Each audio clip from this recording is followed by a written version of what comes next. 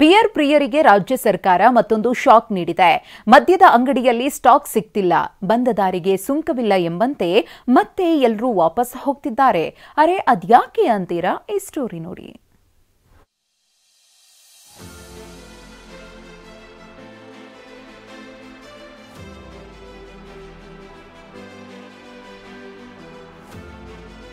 Chilled beer ಹೀರೋಣ ಅಂದ್ರೆ ಸಿಕ್ತಿಲ್ಲ, ಇಷ್ಟಪಟ್ಟಿರೋ brand ಕುಡಿಯೋಣ ಅಂದ್ರೆ ನೋ ಸ್ಟಾಕ್. ಇರೋ ಒಂದೆರಡು ಬಿಯರ್ ಗ್ಲಾಸ್ಗೆ ಹಾಕೊಂಡು ಚಿಯರ್ಸ್ ಅನ್ಬೇಕು.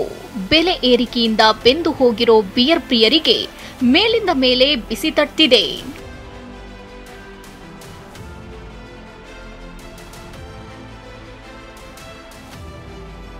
ಬಿಯರ್ ದರ ಏರಿಕೆ ಬೆನ್ನಲ್ಲೇ ಬಿಯರ್ ಪ್ರಿಯರಿಗೆ ಶಾಕ್.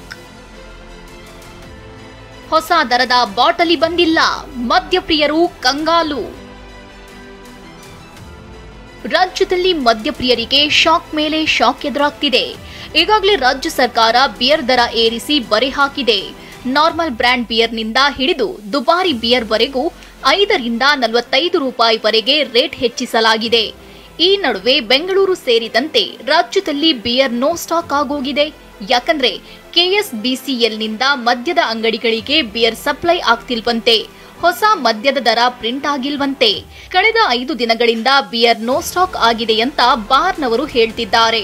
ಹೀಗಾಗಿ ಮಂಗಳವಾರದವರೆಗೆ ರಾಜ್ಯದಲ್ಲಿ ಬಿಯರ್ ಸಿಗೋದಿಲ್ವಂತೆ. ಆಲ್ರೆಡಿ 1 ವಾರ ಆಗಿದೆ ಸಪ್ಲೈ ಆಗಿ, ಇನ್ನು ಮಂಗಳವಾರ ಬರುತ್ತಂತೆ.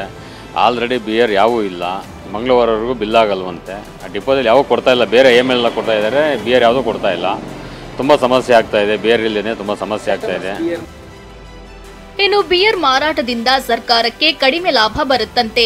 ಹೀಗಾಗಿ ಇಂಡಿಯನ್ ಮೇಡ್ ಮದ್ಯದಿಂದ ಅಬಕಾರಿ ಇಲಾಖೆ ಖಜಾನೆಗೆ ಹಣದ ಹೊಳೆ ಹರಿಯಲಿದೆ.